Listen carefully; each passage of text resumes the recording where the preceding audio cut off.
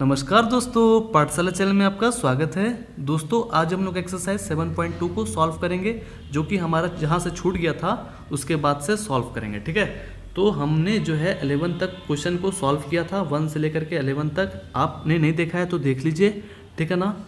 तो 12 नंबर से हम लोग को सॉल्व करना है। तो देखिए क्वेश्चन ये है, अब इसे मैं कॉपी में लिखने के लिए जा रहा हूँ। ठीक है, तो चलिए इसको जल्दी से सॉल्व करते हैं। कैसा क्वेश्चन है, कितना हार्ड है, कुछ ऐसा हार्ड तो नहीं है। चलिए देख लेते हैं।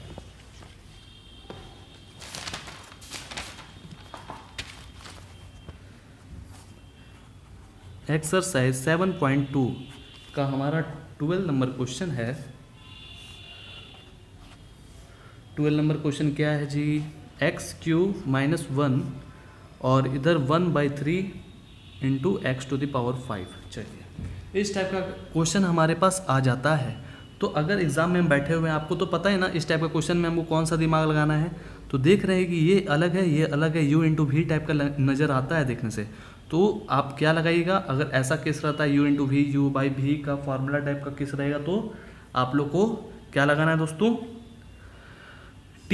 ठीक है, हम लोग क्या करेंगे, इसमें से किसी को भी t ले लेंगे, लेकिन हम उसको t लेंगे जिससे हम आसानी से सॉल्व कर सकते हैं। ठीक है, आसानी से हमारा कोई ना कोई कट जाना चाहिए और उसको t के रेस्पेक्ट मिला करके हम उसको सॉल्व कर सकते हैं। ठीक है, अगर हम सपोज डैट इसको t ले लेते हैं, सपोज डैट, तो इसका अगर डिफ्रेंशिएट करते हैं, जैसे कि आपने देखा होगा ना 7.2 में मैंने बताया था, तो इसका आप डिफ्रेंशिएट करिएगा। ठीक है, तो 5x⁴ आएगा ना।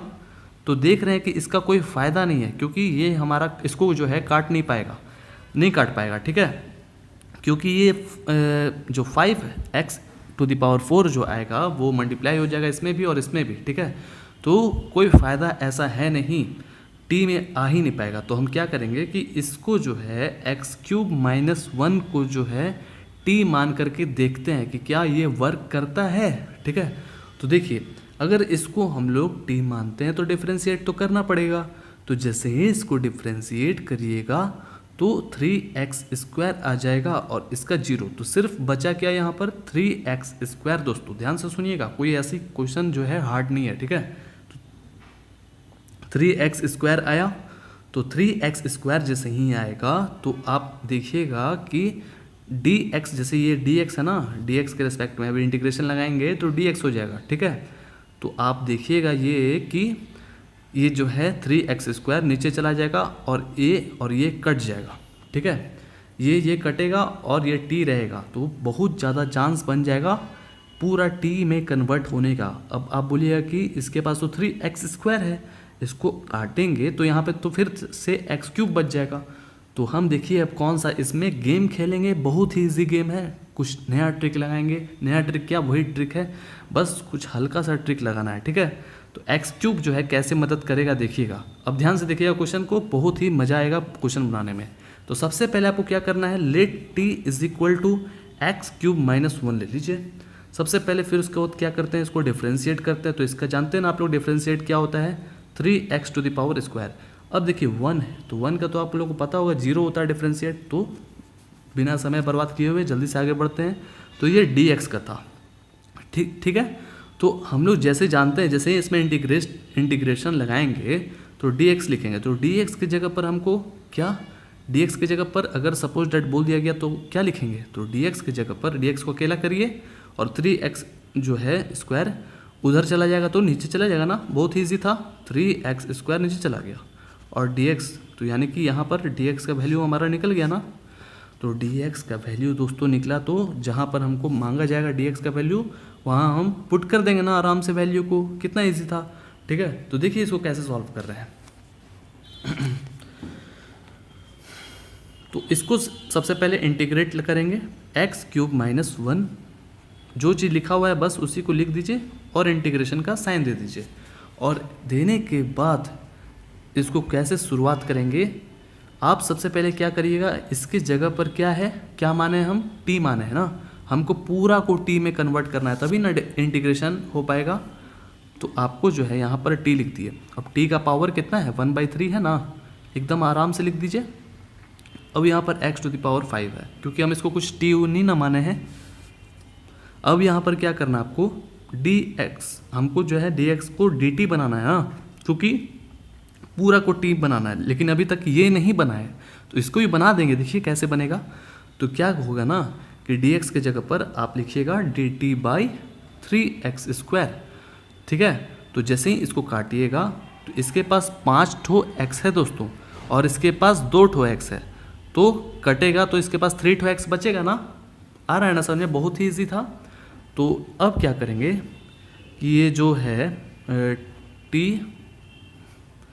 Into X to the power 3 into D T by 3, तो ऐसा करिए सबसे पहले कि ये जो बाई 3 है यानी कि 1/3 जो है इसको आप बाहर निकालिए सबसे पहले।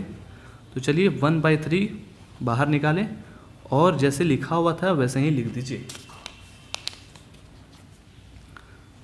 x³ और dt जो बाई 3 था यानी कि 1/3, इसको हम लोग बाहर निकाल लिए। अब क्या करना है, अब तो हम देख रहे हैं कि ये तो ठीक था हमारा, इसके साथ इंटीग्रेशन हो जाता, लेकिन ये क्या आ गया, ये हमारा क्या आ गया, इसके चलते नहीं ना हो पाएगा। इसके चलते हमारा जो है सॉल्व होने का चांस जो है वो क्या होगा, फंसेगा। हम उसके आगे नहीं बढ़ पाएंगे क्योंकि हम आसानी से इंटीग्रेट नहीं ना कर पाएंगे, क्योंकि ये dt का बात किया जा रहा है यानी कि विथ रिस्पेक्ट टू t। तो आपको भी इसको जो है क्या करना होगा, t में कन्वर्ट करना होगा। तो कैसे करेंगे कन्वर्ट, कैसे करेंगे, तो यहाँ पर आपको एक ट्रिक लगाना है। ध्यान से सुनिएगा, यहाँ पर आपको एक ट्रिक लगाना है जो कि आपको याद रखना है हरदम। ठीक है, कभी भी क्वेश्चन बनाएं तो ये ट्रिक को भूलिएगा नहीं, फट से आपको याद आना चाहिए। तो ये ट्रिक कौन सा हेल्प करेगा दोस्तों, देखिए यहाँ पर x³ है, ठीक है, और आपने अभी देखा था कि क्या लिखा हुआ है यहाँ x³। तो आप चाहेंगे तो x³ के जगह पर क्या बैठा सकते हैं, उसका डायरेक्ट वैल्यू भी बैठा सकते हैं t, और ये उधर चला जाएगा तो +1 हो जाएगा ना। तो आप चाहे तो ये भी बैठा सकते हैं, जैसे x³ के जगह पर हम t+1 भी बैठा सकते हैं दोस्तों। आ रहा है ना सर, ये बहुत ही ईजी है। और एक और चीज़ है, दूसरा चीज़ बता रही है, ध्यान से सुनिएगा कि यहाँ पर हमको t में लाना है दोस्तों, तो कैसे लाएंगे देखिएगा ना। तो आपको यहाँ ज़बरदस्ती का क्या करना पड़ेगा कि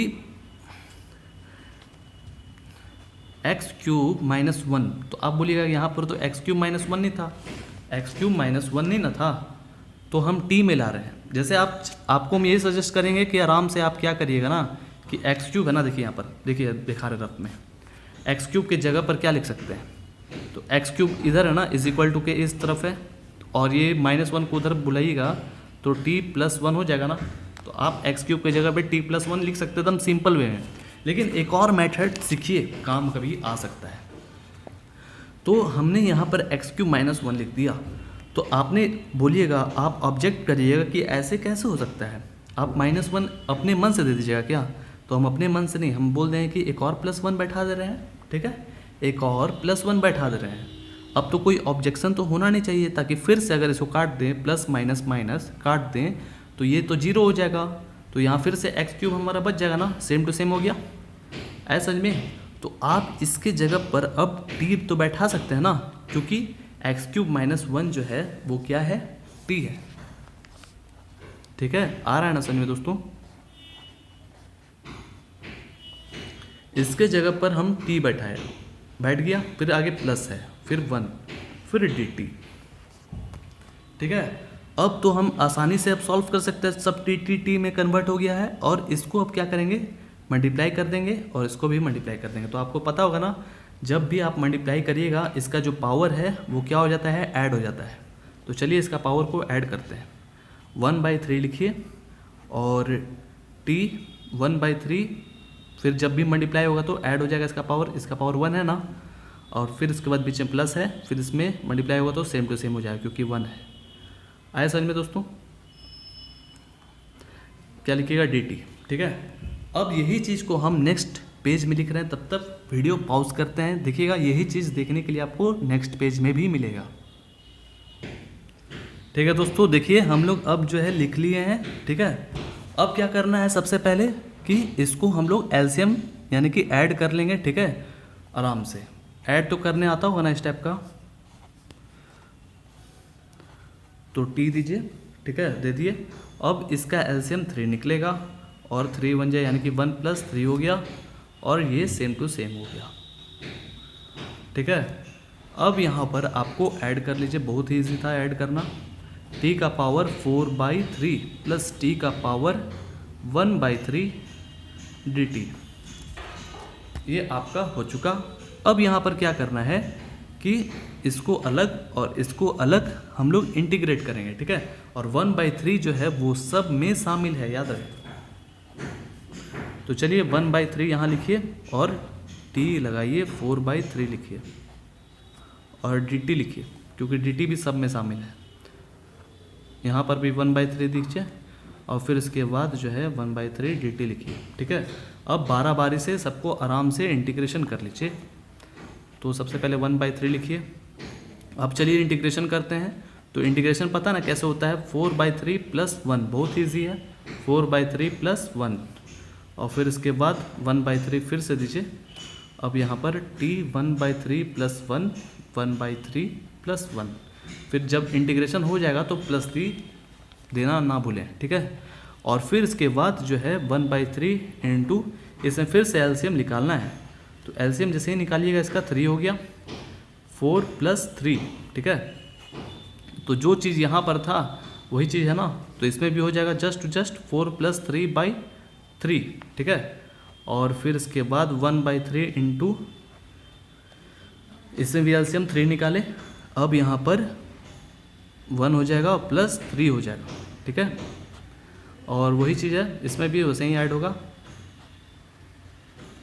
तो चलिए अब इसको आसानी से बच्चे की तरह ऐड कर लेते हैं। तो t अब यहाँ पर 7/3 हो गया, 7/3 हो गया। फिर इसके बाद यहाँ पर 1/3, t का पावर 4/3, 4/3 इधर हो गया कितना, 4/3 + c। ठीक है दोस्तों, अब यहाँ पर यही चीज़ को हम नेक्स्ट पेज में लिख रहे हैं, तब वीडियो पॉज। ठीक है दोस्तों, लिख लिए, वही चीज़ है। देखिए 7/3 इसको छोटा सा दिख रहा है, इसको ये 7 है। ठीक है, अब यहाँ पर आपको क्या करना है कि जो नीचे वाला जो देख रहे हैं आप लोग, ठीक है, ये उसको ऊपर भेजेंगे तो क्या हो जाएगा दोस्तों, इस बाई के ऊपर भेजेंगे तो जो 7 था वो नीचे चला जाएगा और 3 जो है वो ऊपर चला जाएगा। ठीक है, इंटू, देखिए यहाँ पर क्या हो गया, 3/7 हो गया ना उल्टा। अब इसके बाद आपको t लिखना है और पावर देना है 7/3, हो गया इसका काम। अब आगे बढ़ते हैं, 1/3 इंटू, ठीक है, यहाँ पर 3/4 हो जाएगा ना, 3/4 लिखिए, t का पावर 4/3 + c। अब जो जो कट रहा है उसको काट लीजिए एकदम आसानी से। अब जो बचा उसको लिख दीजिए, 1/7 बचा, t⁻⁷ 7/3 प्लस इसमें क्या बचा, 1/4 t⁻⁴/3 + c। अब क्या करना है, बस हो गया। अब t का जो वैल्यू था, जो हम लोग वैल्यू बैठाए थे, उस पर हम लोग पुट कर देंगे। ठीक है, तो t का वैल्यू क्या था दोस्तों, t का वैल्यू था, देखिए हम लोग t को क्या माने थे, x³ - 1 माने थे। ठीक है, तो उसके जगह पर हम x³ - 1 लिख देंगे। ठीक है, x³ - 1 इसको जो है ब्रैकेट में लिखिए। तो t के जगह पर सिर्फ था और ये 7/3 इसके ऊपर लिखा जाएगा। ठीक है, बस हो गया। इसमें जैसे लिखे वैसे ही इसमें भी लिख देंगे, 4/3 लिखा जाएगा, हो गया। ठीक है दोस्तों, आया समझ में। अब चलिए नेक्स्ट क्वेश्चन की तरफ बढ़ते हैं। अब हमारा नेक्स्ट क्वेश्चन है, देखिएगा 12 नंबर बन गया दोस्तों। 13 नंबर क्वेश्चन को देख लीजिए, x²/2 + 3x³ फिर होल उसका क्यूब है। ठीक है, तो ये क्वेश्चन देख लीजिए, इसको कॉपी में लिखने वाले हैं।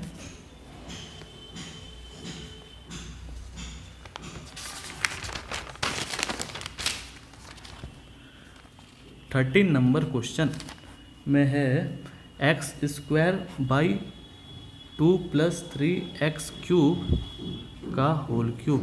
ठीक है, ये है क्वेश्चन दोस्तों। अब यहाँ पर टारगेट ये करना है कि हमको t किसको लेना, सबसे पहले ये चेक करना है। ठीक है, हम किसको t लेंगे जो कि हम आसानी से सॉल्व कर सकते हैं। तो हम इसको t लेंगे। क्यों लेंगे इसको t, क्योंकि जैसे ही इसको t लीजिएगा इसका तो 0 हो जाएगा और इसका जो है 3 आगे आएगा, 3 × 3 = 9, x²। तो x² आ रहा ना, तो तो एक्स स्क्वायर ये और एक्स स्क्वायर ये आसानी से कट जाएगा और हम आसानी से इसको सॉल्व कर सकते हैं। अगर आप इसको टी लेते